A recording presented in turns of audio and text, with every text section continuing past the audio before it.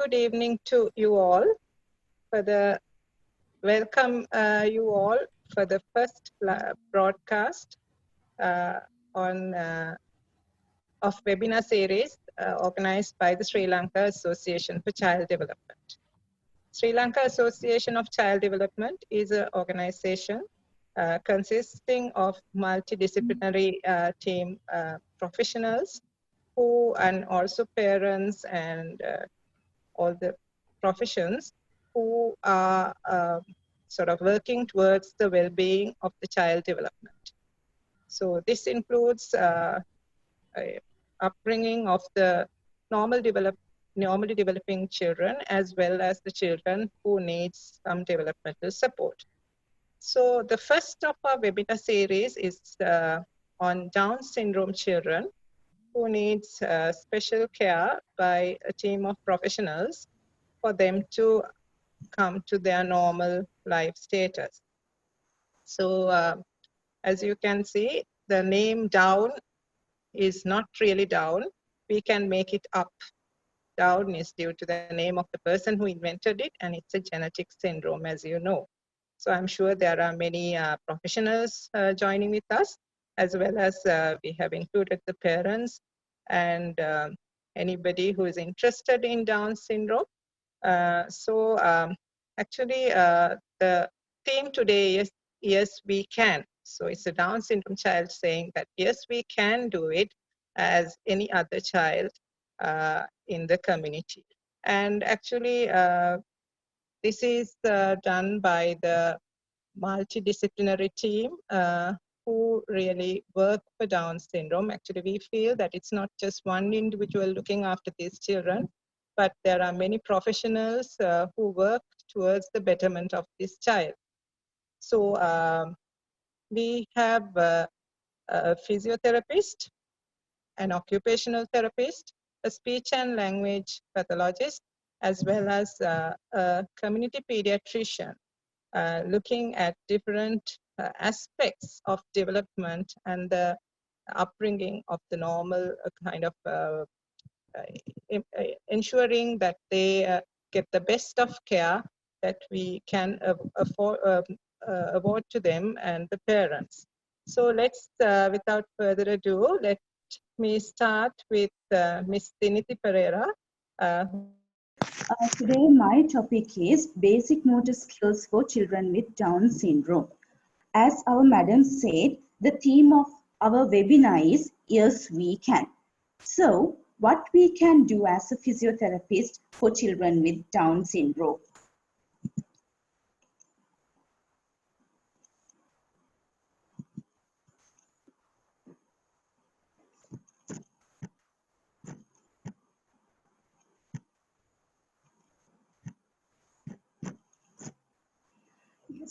We can assist these babies to live as independently as possible. That is our main aim. Not only physiotherapists, all the members of multidisciplinary teams wish and their aim is them to live as independently as possible. So as a physiotherapist, we have different goals and we for assist them to live as independently as possible. We should achieve different goals in different perspectives. As a physiotherapist, we have different goals according to the child assessment, but these are main goals that we have to achieve during our treatment sessions. First one is reach milestone within minimum time period, and second one, minimize the development of the compensatory movements. Third one, prevent or minimize from developing postural, balance, and gait problems. And last one, reduce adverse effect on musculoskeletal system. In this presentation, I mainly focus on basic motor skills and its associated problems. As we know, hypertonia and hyperflexibility are two main characteristic features of Down syndrome. So these things can increase joint dislocations and retarded motor skills. As I said in my topic, it can retarded motor skills. So hypotonia, that is decreased muscle tone, it can give negative effect on the proprioceptive feedback from muscles as well as joints, and this can reduce the efficiency of co-contractions of muscles and postural reaction. And when we consider about hyperflexibility, it means hypermobility. It increases the joint mobility. This can cause lack of postural control. And together with failure of co-contractions of muscle, it can negatively impact on joint stability. These things can cause retardation of motor skills, together with hormonal problems and medical, sometimes surgical problems. When we consider about milestones, as I told earlier, I love to talk about gross motor activities as a physiotherapist. We know typical children, they usually get some of the gross motor activities within a limited time period. But when we consider about children with Down syndrome, there is marked delay. So as a physiotherapist, if we do early intervention for these kids, we can reduce that retardation. When we consider about compensatory movements, let's go through this video.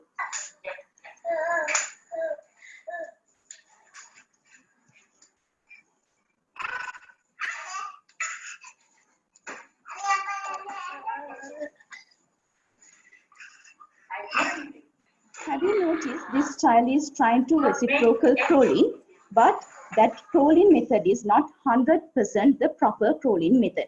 That is because of this baby is trying to use compensatory movements because of this hypermobility, hypotonia, and sometimes because of these sensory problems. So, and let's go to the second picture. This is some kind of bear pose, and sometimes these kids use this pose as a locomotion method, as what we call bear gait.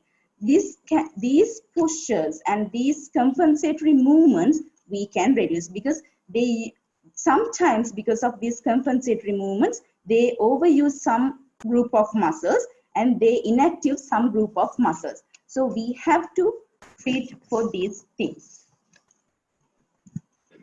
And third aim in my presentation is we have to consider about, we have to minimize or prevent postural and sometimes balance and gait problems. Please go through the first picture. In this picture, she is trying to maintain her sitting position, but this sitting position is not so good because she is trying to maintain this cross-leg sitting position with curved back, hunched back, kyphotic back, and posterior tilted pelvis, and head. She is trying to keep her head on her upper back. She is trying to rest her head on her upper back. This is some kind of kyphotic posture. In the second picture, she is trying to use a wide base to compensate her balance, and she is having hypermobile hips. She's used that position to maintain her balance and the posture. So if they go through these posture for a long period for their lifetime, they will end up with mechanical problems. So we have to definitely address these problems as we saw as earlier.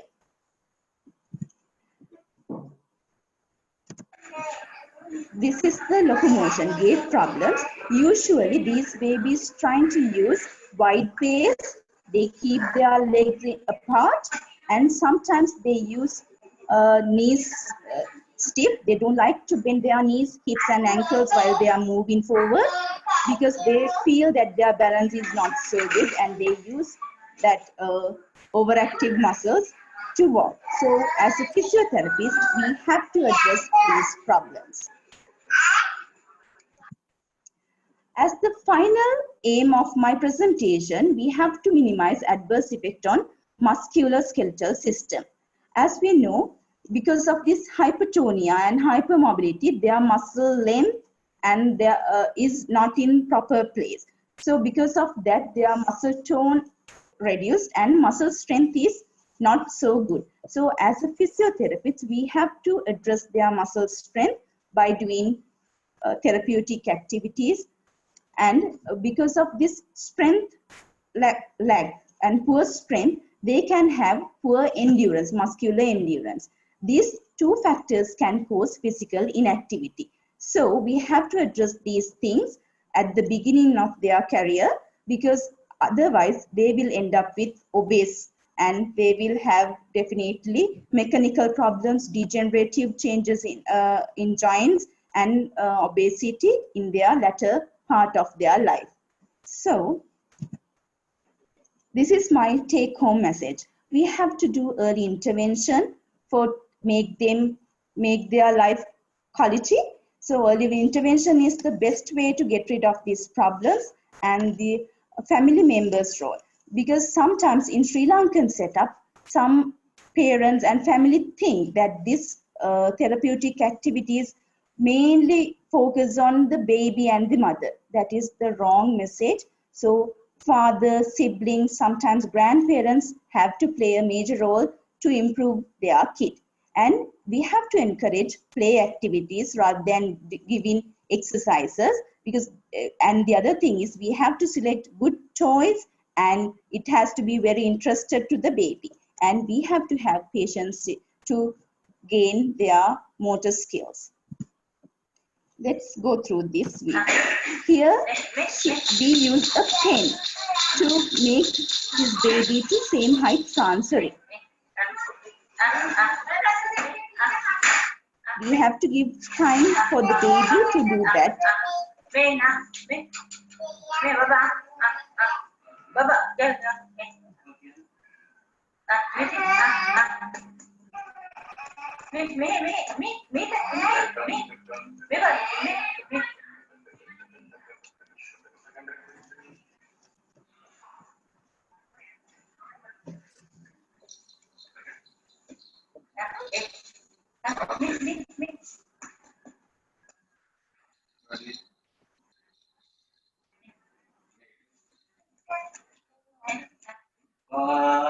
Ada අනිත් පැත්තට කතා කරන්න බලන්න.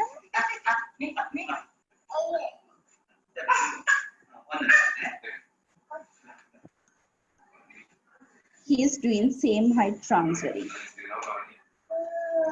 We have to be very patient up to he is doing the activity. These are playing activities. We are trying to encourage him to standing up from the floor to standing position and maintain. And we can do dynamic strengthening balancing exercises with groups and whatever he likes to play.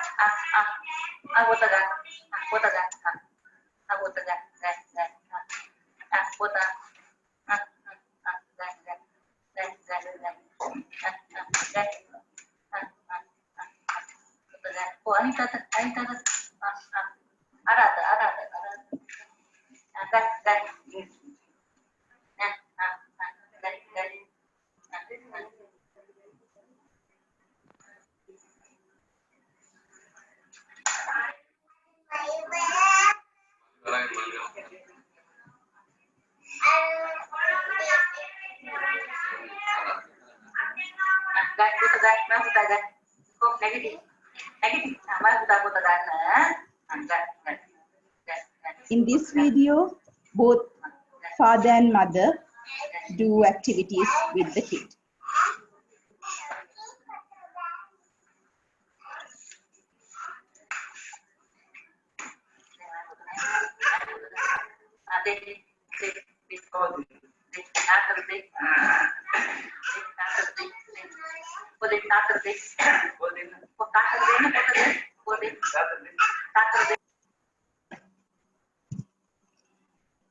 And without physiotherapy, a child with Down syndrome could end up with postural, balance, gait problems, sometimes in their later stage, they will have some rheumatological orthopedic conditions. So we have to do physiotherapy to prevent and minimize these conditions. With these physiotherapy interventions, we can do, yes, madam, we can win these problems. These two pictures that they are self-employed because of they have proper balance, coordination, and proper walking patterns, and because of their good IQ levels and all the things, they are self-employed. This is what we finally need. This is one of our baby who's trying to run.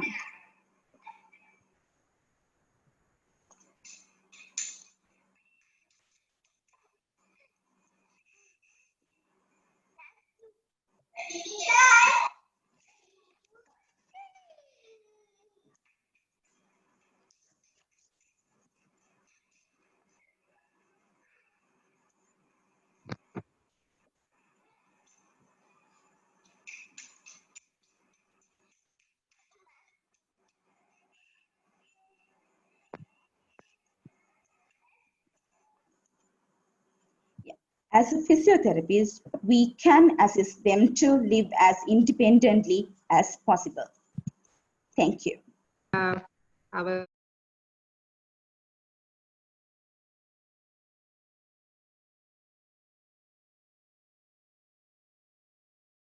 සුබ සන්ධ්‍යාවක් ඔබ සැමට. Down සහ ලක්ෂණය ඇති දරුවන්ගේ දල චාලක හැකියාවන් වර්ධනය කිරීම සඳහා බෞද්ධ චිකිත්සක ප්‍රතිකාර ක්‍රම කොහොමද උපකාරී වෙන්නේ කියන එක මා මෙහිදී සාකච්ඡා කිරීමට බලාපොරොත්තු වෙනවා.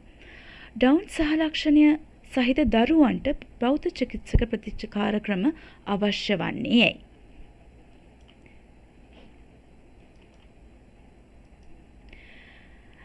ඔවුන්ගේ වයස වර්ධනයත් සමග වයසෙන් වැඩි වෙනවත් සමග තමන්ගේ කාර්යයන් තමන් විසින්ම කරගැනීමේ හැකියාව ලබා දීමට අපි උපරිම උත්සාහය කරනවා.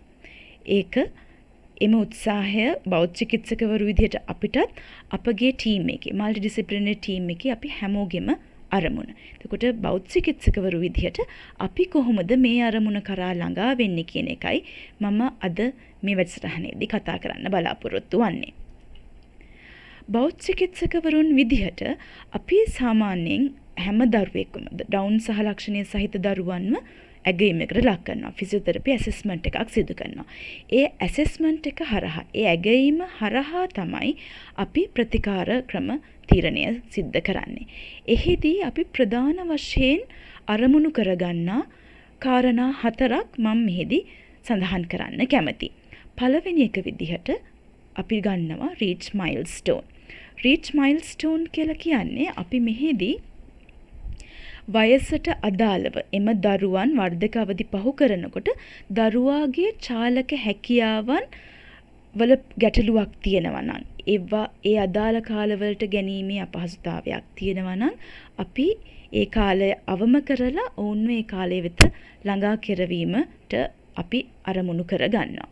ඒ වගේමයි දෙවනි අරමුණ විදිහට අපි කටයුතු කරන්නේ දෙවැනි අරමුණ විදිහට අපි යොදාගන්නේ minimize the development of the compensatory movements. මෙහිදී සිද්ධ වෙන්නේ මෙම දරුවන්ට චාලක හැකියාවන් තියෙනවා. හැබැයි සමහර වෙලාවල් වලදී මෙම චාලක හැකියාවන් ඔවුන් වෙනස් හෝ වැරදි විදිහකට සිද්ධ කරන්න පුළුවන්. අපි අපගේ ඇගයීම හරහා අපි දැනගන්නවා මේ දරුවා මෙම චාලක හැකියාව සිදු කරන විදිහේ වෙනසක් හෝ වැරදි ආකාරයක් තියෙනවා. එතකොට අපි ඒක නිවැරදි කිරීමට හෝ අවම කිරීමට උත්සාහය දරනවා. ඒ වගේමයි තුන්වෙනි අරමුණ විදිහට අපි ගන්නේ prevent or minimize the development postural or gait problems. මෙහිදී සිද්ධ වෙන දේ තමයි මෙම දරුවන්ගේ ඇතිවිය හැකි වැරදි ඉරියව් හෝ ඇවිදීමේදී ඇවිදීමේ රටාවේ ඇතිවිය හැකි ගැටලු අවම කිරීම හෝ නැවැත්වීම අපේ අරමුණක් වෙනවා.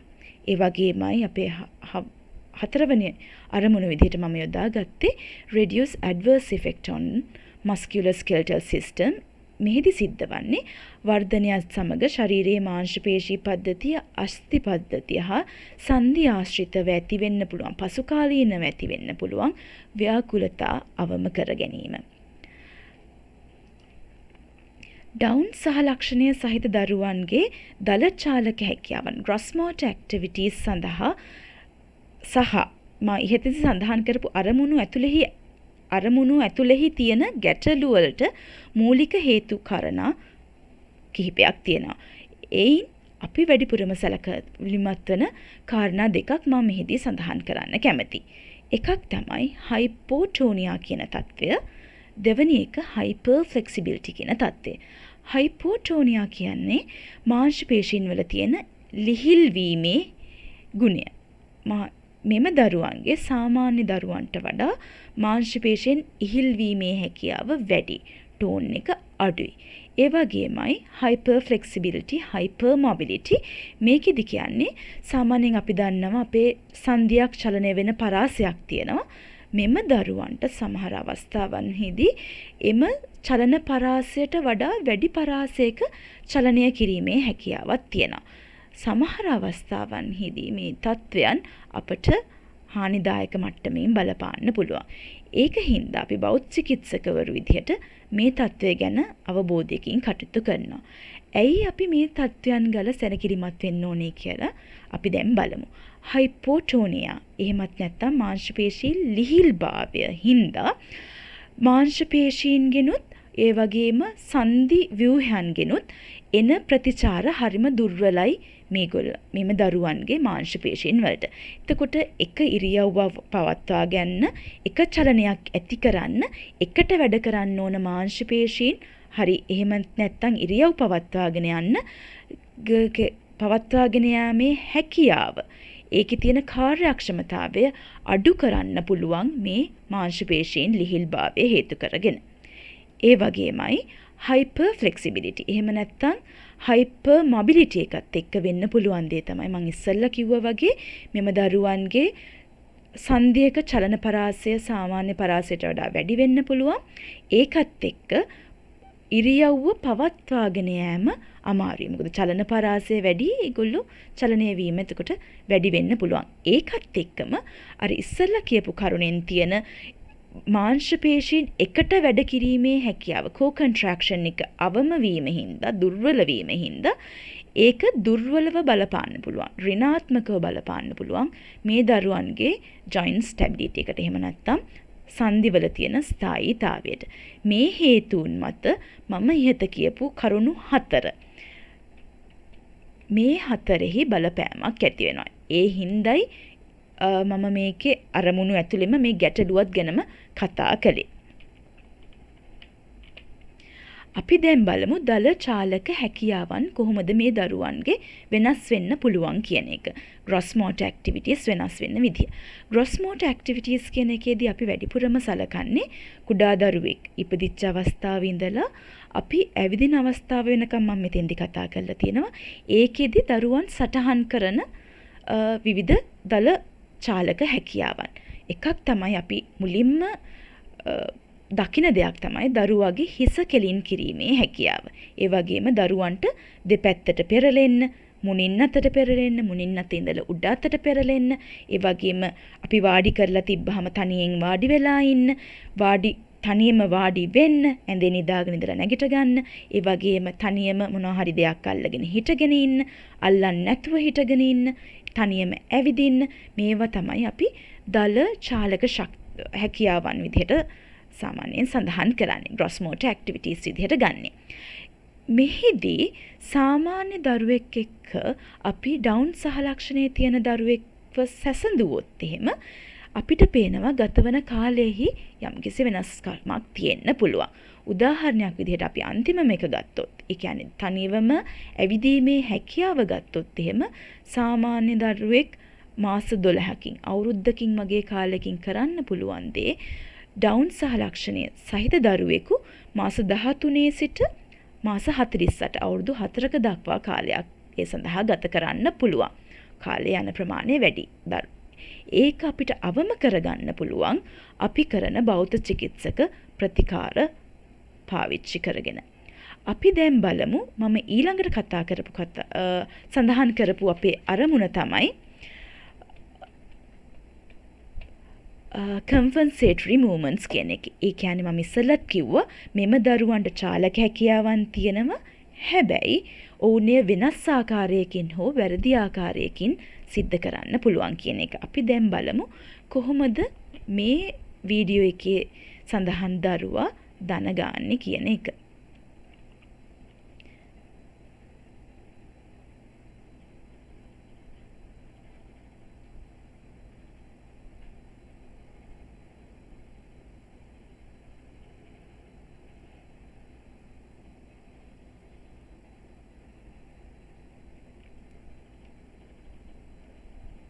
අපි නැවතත් බලමු. දරුවා දන ගන්නකොට දන හිස තියෙන ආකාරයේ වෙනස්කමක් තියෙනවා. සාමාන්‍ය දරුවෙක් කරනවට වඩා වෙනස් විදිහට තමයි මෙම දරුවා දන ගෑම සිද්ධ කරන්නේ. ඒ වගේමයි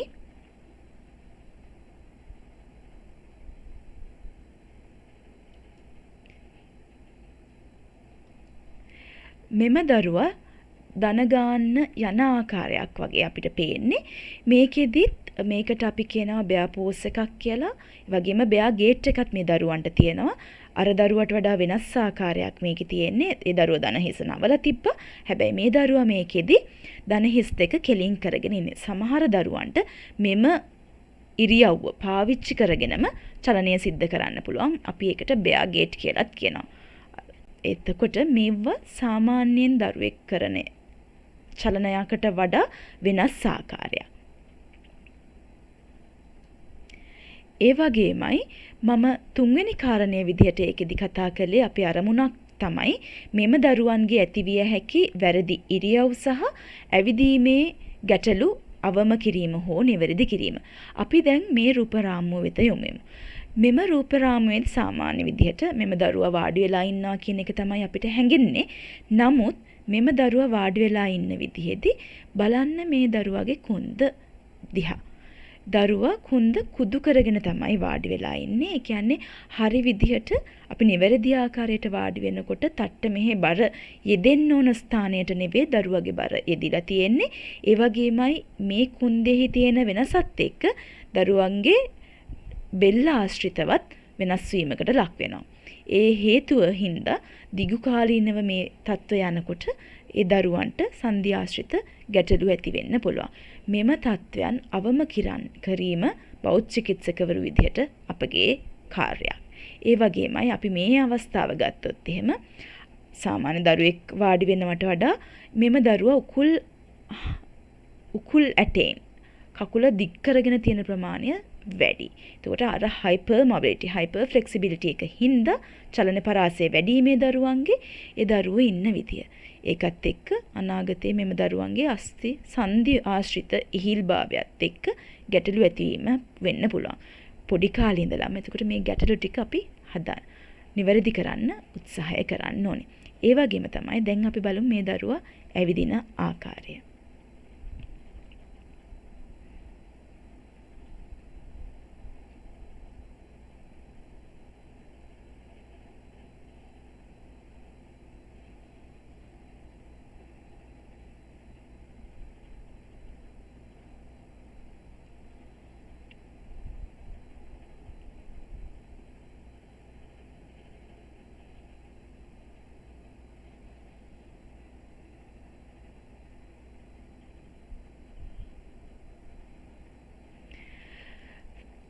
ගොඩක් වෙලාවට මෙම දරුවන් ඇවිදිනකොට වයිඩ් බේස් එක ලොකු චලන පරාසයක කකුල් දෙක තියලා ඇවිදින්න කැමැත්තක් දක්වනවා. හැබැයි අපි හරියට ට්‍රේන් කළොත් දරුවන් සාමාන්‍ය චලන පරාසය කකුල ගන්න විදිහට කරන්න පුළුවන්. ඒ වගේම තමයි මම හතරවෙනි කාරණේ විදිහට සඳහන් කළේ මේ දරුවන්ගේ පසුකාලීනව ඇති වෙන්න පුළුවන් මාංශ පේශීන් පද්ධතියේ ඒ වගේම අස්ථි පද්ධතියේ සන්ධි ආශ්‍රිතව ව්‍යාකූලතා. ඒව ඇති වෙන එක වළක්ව ගන්න අපි කටයුතු කරන්න ඕනේ. ඒ සඳහා අපි මේ දරුවන්ගේ මාංශ පේශීන් වල තියෙන ශක්තිය ඒ වගේම මාංශ පේශීන් වල එක ක්‍රියාවක යෙදීමේ දිගු කාලීනව යෙදීමේ හැකියාව මස්කියුලර් එන්ඩියුරන්ස් එක. ඒ වගේම මෙම දරුවන් පසු කාලීනව ඉන්ඇක්ටිව් වැඩි ක්‍රියාකාරී නැතිව එක තැනකට වෙලා ඉන්න දක්වන කැමැත්තක් තියෙන්න පුළුවන්. ඒ වගේ අවස්ථාවන් අවම කිරීම බෞද්ධ චිකිත්සකවරු විදිහට අපගේ අරමුණක් වෙනවා. අපි මෙහිදී දැනගත යුතු කාරණය තමයි මෙම දරුවන් ඩවුන් සහ ලක්ෂණය සහිත දරුවන් හැකි ඉක්මනින් බෞද්ධ චිකිත්සක ප්‍රතිකාර සහ අපගේ මල්ටි ඩිසිප්ලිනරි ටීම් එකක් සඳහා යොමු කිරීම අත්‍යවශ්‍යයි. මෙම ලක්ෂණ දකිනවා නම් දරුවන් ඇවිදින විදිහේ වෙනසක්, එහෙමත් නැත්නම් ඉන්න ඉරියව්වල වෙනසක්, එහෙමත් නැත්නම් හන්දි දරුවෝ කියනවා නම් නිතරම කකුල් රිදෙනවා, ඒ වගේ ගැටලු අපි එතකොට ඒ සඳහා බෞද්ධ චිකිත්සක ප්‍රතිකාර කරන්න ඕනේ. ඒ වගේමයි විශේෂයෙන්ම දරුවන්ගේ මූලික වයස් කාලයේදී දරුවගේ දල චාලක හැකියාවන් වර්ධනය කර ගැනීමට බෞද්ධ චිකිත්සක ප්‍රතිකාර අත්‍යවශ්‍යයි. බෞද්ධ චිකිත්සක ප්‍රතිකාර කරනකොට අපිට ගොඩාක් දේවල් අවශ්‍ය වෙන්නේ නැහැ. අපි දරුවෙක් කරනකොට, ගෙදෙද්දි කරනකොට දෙමව්පියන්ගේ කැපවීම අත්‍යවශ්‍යයි. දෙමව්පියන්ට දරුවත් සමග එකතු වෙලා පොඩි සරල දේවල් වලින් දරුවගේ චාලක හැකියාවන් වර්ධනය කරන්න පුළුවන්. දැන් අපි මේකෙදි කරන්න යන්නේ දරුවගේ අපි කියන්නේ same height transferring කියලා. යන දිශාව වෙනස් කරගෙන දරුවා කොහොමද චලනය වෙන්නේ කියන එක ඉගෙන ගන්න අවස්ථාවක් මේ. දරුවට ඕන කරන්නේ සෙල්ලම් බඩුවක් නෙවෙයි මේකෙදි පෑන ගන්න දරුවා එනවා දිශාව මාරු කරගෙන.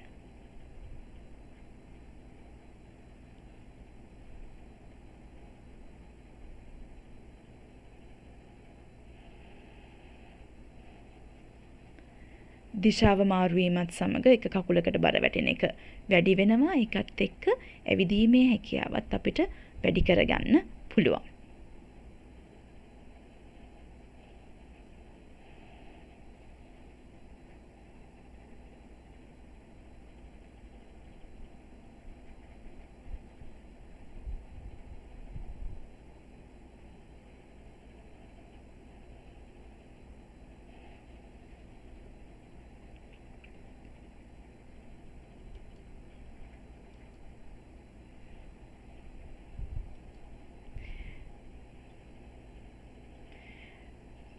බිම ඉඳලා නැගිටීමේ අවස්ථාව,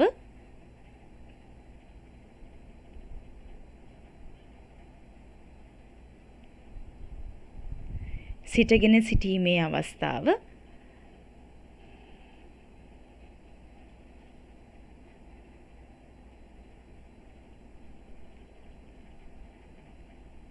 ඒ වගේම ෆයින් මෝටර් ඇක්ටිවිටීස් උත් අපිට මේ අවස්ථාවෙම සිදු කරන්න පුළුවන්. දරුවට රීචින් කිරීමේ හැකියාව, දෙයක් ගැනීමේ හැකියාව වැඩි කරන්න පුළුවන්. ඒ හරහාත් අපිට දල ශාලක හැකියාවන් වර්ධනය කර ගැනීමට පුළුවන්.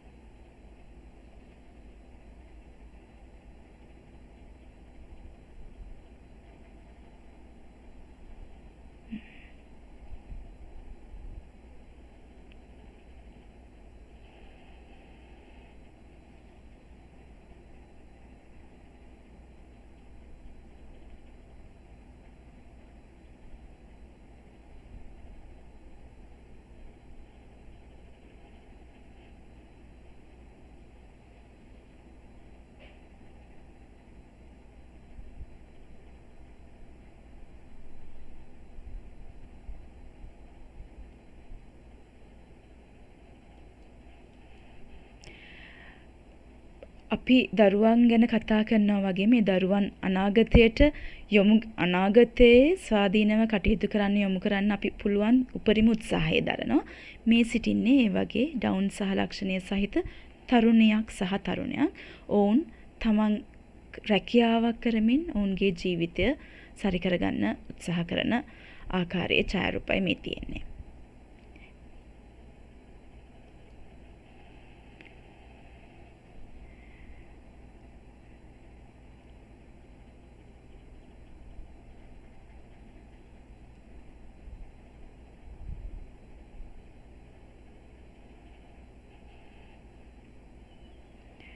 මේ අපෙන් ප්‍රතිකාර ලබා ගත්ත දරුවෙක්